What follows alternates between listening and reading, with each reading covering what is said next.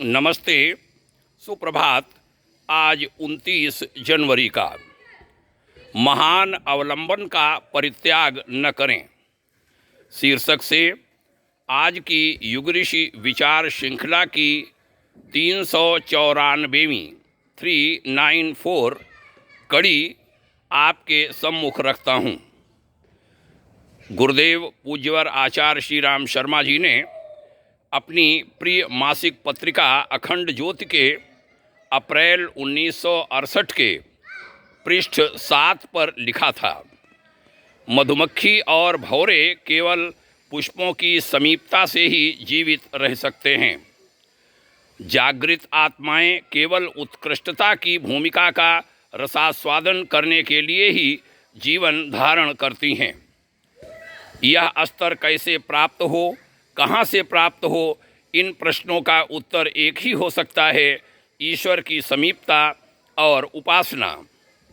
उपासना हमें वह प्रकाश और मार्गदर्शन प्रदान करती है जिससे समस्त उत्कृष्टताओं का समुच्चय भगवान हमारे समीप आता है और अपनी श्रेष्ठताओं से हमें ओतप्रोत कर देता है। आगे कहा था, प्रकृति और परमेश्वर के संयोग से यह जगत बना है, यह दुनिया बनी है। प्रकृति जड़ है, उसमें जड़ता और तमो गुण ही भरा है। स्थूल पदार्थ केवल इंद्रिय सुख ही दे सकते हैं।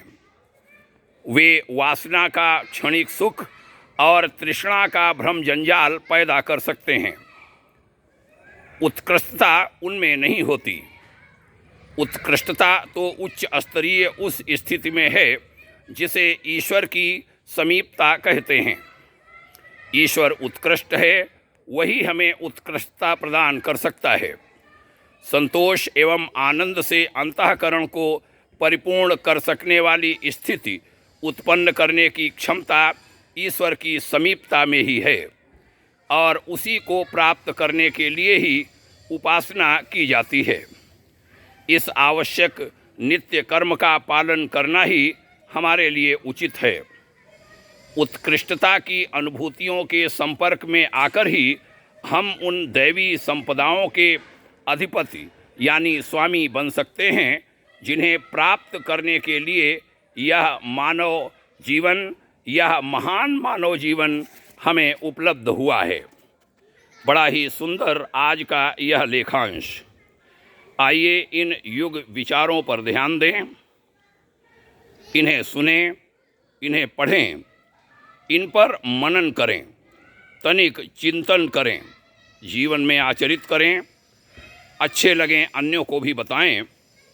बहुत धन्यवाद यहाँ तक सुनने के लिए। ढेर सारी शुभकामनाएं। ओम शांति।